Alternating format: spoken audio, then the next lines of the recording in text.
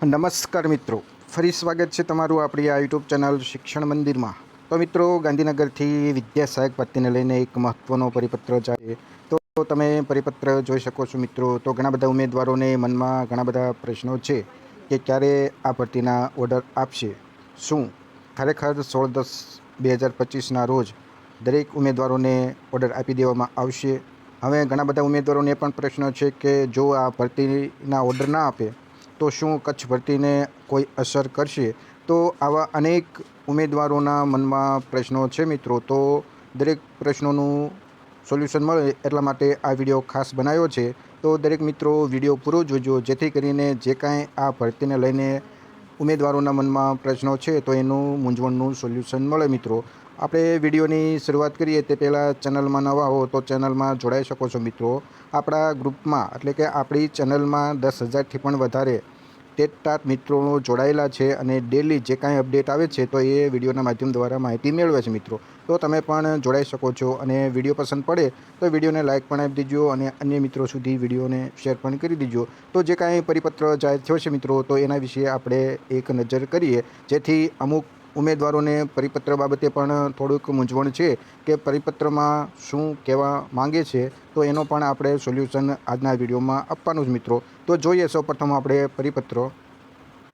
તો મિત્રો, ગાંધીનગરથી આજે 11/10/2025ના રોજ પરિપત્ર જાહેર થયો છે. તમે જોઈ શકો છો કે વિદ્યા સહાયક ભરતી કાર્યાલય સુવિધા કચેરીની પાછળ સેક્ટર 20થી ગાંધીનગરથી આ પરિપત્ર થયો છે મિત્રો. તો કોને ઉદ્દેશીને આ પરિપત્ર થયો છે?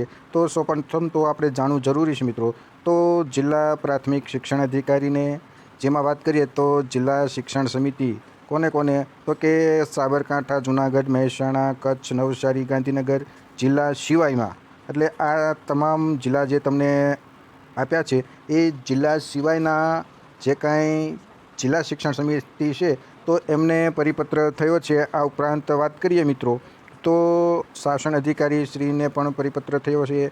જેમાં વાત કરીએ તો નગર શિક્ષણ સમિતિને લઈને, જેમાં અમદાવાદ, રાજકોટ, ભાવનગર, જામનગર, ઉપલેટા, ઊંઝા, સિદ્ધપુર, અમરેલી અને નવસારી સિવાયના મિત્રો, એટલે આ જે જિલ્લા આપેલા છે આ જિલ્લા સિવાયના જિલ્લાઓ છે તો એ જિલ્લાઓના જે શિક્ષણ સમિતિ હોય અને નગર શિક્ષણ સમિતિ હોય તો એમને આ પરિપત્ર થયો છે મિત્રો. એટલે ઉપર તમે જોઈ શકો છો કે જે જિલ્લા શિક્ષણ સમિતિની વાત કરીએ તો સાબરકાંઠા, જૂનાગઢ, મહેસાણા, કચ્છ, નવસારી અને ગાંધીનગર, આટલા જિલ્લા સિવાયના જે બાકીના જિલ્લા વધ્યા તો એમને સાહિત્ય મેળવી લેવા બાબતે કહેવામાં આવ્યું છે. અને જો નગર શિક્ષણ સમિતિની વાત કરીએ તો અમદાવાદ, રાજકોટ, ભાવનગર, જામનગર, ઉપલેટા, ઊંઝા, સિદ્ધપુર, અમરેલી અને નવસારી, આ જિલ્લા સિવાયના જે બાકીના નગર શિક્ષણ સમિતિ છે તો એમને આ પરિપત્ર થયો છે મિત્રો. એટલે આમાં જોઈએ તો દરેક જિલ્લાઓનો સમાવેશ કર્યો નથી.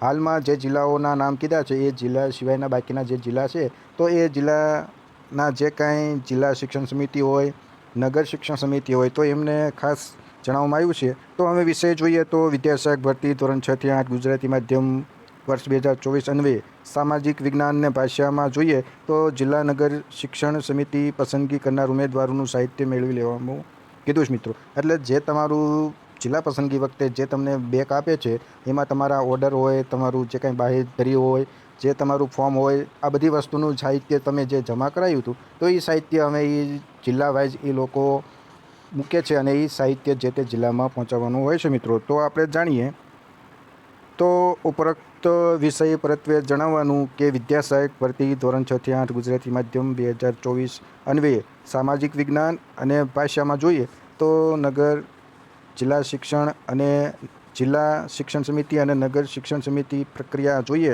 તો 22/9/2025થી લઈને 11/10/2025 દરમિયાન પૂર્ણ થઈ છે મિત્રો. એટલે આમ જોઈએ તો સામાજિકમાં અને ભાષામાં, સામાન્યમાં જોઈએ તો આજે ભાષાઓનું પણ દરેક વિષયનું જિલ્લા પસંદગી પૂર્ણ થઈ છે મિત્રો.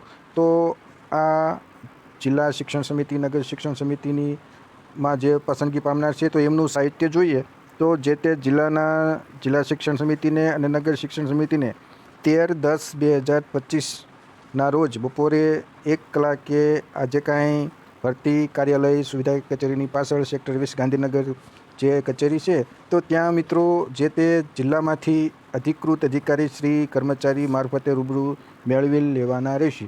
એટલે આમાં કોઈ ઉમેદવારોએ ત્યાં જવાનું નથી કે અમને અમારું સાહિત્ય આપો, એવું કોઈ ઉમેદવારો ત્યાં જતાય નહીં અને જવાનું પણ નથી. આ એક ખાલી જાણકારી માટે કહું છું મિત્રો. એટલે આ જે કાંઈ જિલ્લામાં અધિકારીઓ ત્યાં જાય છે મિત્રો, આમાં ઉમેદવારો ક્યાં જવાનું છે નહીં. અમુક ઉમેદવારોને એવી પણ કમેન્ટ હતી કે શું અમારે જવાનું થશે? અરે ના મિત્રો, તમારે કોઈને જવાનું નથી. જે તે જિલ્લા શિક્ષણ સમિતિ અને નગર શિક્ષણ સમિતિના અધિકારીઓ હોય ત્યાં એમને જવાનું છે મિત્રો. એટલે આ જોઈએ તો પરિપત્ર થયો છે, તો આમાં બધાય જિલ્લાના સમાવેશ કર્યો નથી મિત્રો. અમુક જિલ્લા જે કીધા છે એના સિવાયના જિલ્લાઓને કીધું છે. એટલે ઘણા બધા ઉમેદવારોને જિલ્લા સ્થળ પસંદગી બાબતે પ્રશ્નો છે. શું ખરેખર 16/10 સ્થળ પસંદગી આપી દીધી? તો અમુક એવા પણ કચ્છના ઉમેદવારો ઈચ્છી રહ્યા છે કે 15-10 આજુબાજુ આપી દે તો આ ઉમેદવારો કચ્છની ભરતીમાં આવે નહીં, કારણ કે એમના ડોક્યુમેન્ટ તો લેવાઈ જાય છે મિત્રો. તો આ ઉમેદવારોને ખાસ જણાવવાનું કે આપણે ઉમેદવારોને એક વિનંતી કરી શકીએ કે તમે કચ્છમાં ના આવો તો બીજા ઉમેદવારોને નોકરી મળે. સરકાર એ કાયદા પ્રમાણે બંધાયેલી છે મિત્રો, એટલે સરકાર આમાં કોઈ રોકી શકે નહીં. એટલે આમ જોઈએ તો સંભાવના ખૂબ જ ઓછી છે કે ભાઈ 16/10 સ્થળ પસંદગી આપી દીધી છે. કારણ કે આમાં તમે જુઓ છો કે અમુક જિલ્લાઓને બાદ કરી નાખ્યા છે અને અમુક જિલ્લાના જ સાહિત્ય લેવા કીધેલું છે. એટલે એવું તો હોય નહીં કે અમુક જિલ્લામાં સ્થળ પસંદગી કરાવી દે એકની એક ભરતીમાં અને બીજા જિલ્લામાં બાકી રાખે, એવું તો બને નહીં. અને એવું પણ ખાસ મિત્રોને જણાવી દેવાનું કે અત્યાર સુધીની કોઈ પણ ભરતી હોય તો જ્યારે પણ સ્થળ પસંદગી થાય છે મિત્રો, તો સ્થળ પસંદગી કર્યાના 7 દિવસમાં શાળામાં હાજર કરવાનો નિયમ છે મિત્રો. તો સમજી શકો કે 16 જો સ્થળ પસંદગી કરાવી દે તો એમને 7 દિવસમાં હાજર કરવા પડે. એટલે મારું એવું પર્સનલ માનવું છે મિત્રો કે આ લોકો દિવાળી વેકેશન ખુલતા એકી સાથે કચ્છ ભરતી અને સામાન્ય ભરતી, એક બાજુ સામાન્ય ભરતીનું સ્થળ પસંદગી ચાલુ છે અને બીજી બાજુ કચ્છ ભરતીની સ્થળ પસંદગી ચાલુ છે. એટલે આમાં જો રિપીટેશન અટકાવવું હોય મિત્રો તો એક જ ઉપાય છે કે ઉમેદવારો દ્વારા એવી રજૂઆત કરવામાં આવે કે વેકેશન પછી જ્યારે સ્થળ પસંદગી કરવામાં આવે ત્યારે એક જ તારીખે એક જ દિવસે એક બાજુ સામાન્યની સ્થળ પસંદગી એ જ દિવસે હોય અને બીજી બાજુ કચ્છની હોય. એટલે જે ઉમેદવારોને જ્યાં જવું હોય તો એ જઈ શકે છે. આપણે પણ માનીએ છીએ કે રિપીટેશન જેટલું અટકે એટલું આપણે બીજા ઉમેદવારોને ફાયદો છે મિત્રો. પણ સરકાર આવું વિચારી રહી છે કે ઉમેદવારોને એમનો અધિકાર છે, જેમાં પસંદગી કરવી હોય તેમાં તેઓ પસંદગી કરી શકે છે. તો આ રીતે મિત્રો જોઈએ તો આપણે આગામી સમયમાં આપણને ખ્યાલ આવી જશે કે ક્યારે સ્થળ પસંદગી કરવામાં આવશે મિત્રો. એમાં સ્પષ્ટપણે સમિતિ દ્વારા કચેરી દ્વારા ઉલ્લેખ કરવાનો છે કે ઉમેદવારોને નિમણૂક આપવા અંગે કચેરીની સૂચના આપવામાં આવશે મિત્રો. એટલે અલગથી કચેરી દ્વારા સૂચના પણ આપવામાં આવશે મિત્રો. એટલે આમ જોઈએ તો જે કાંઈ આ અલગ અલગ ભરતીના સાહિત્ય ત્યાં ભેગા ના થાય એટલા માટે પણ સામાન્ય ભરતીનું સાહિત્ય લઈ જવા કહ્યું હોય એવું બની શકે મિત્રો. તો આગળ જે કાંઈ માહિતી છે મિત્રો એ આપણે વિડીયોના માધ્યમ દ્વારા તમારા સુધી પહોંચાડીશું.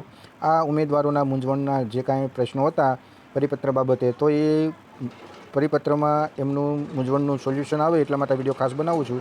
આશા રાખું કે આ માહિતી તમને સારી લાગી છે. વિડીયો પસંદ પડે તો વિડીયોને લાઇક કરી દેજો અને ટેટ ભરતીને ડેલી માહિતી મેળવવા માટે ચેનલમાં જોડાયેલા રહીજો. મળીએ નવા વિડીયોમાં નવી જ માહિતી સાથે.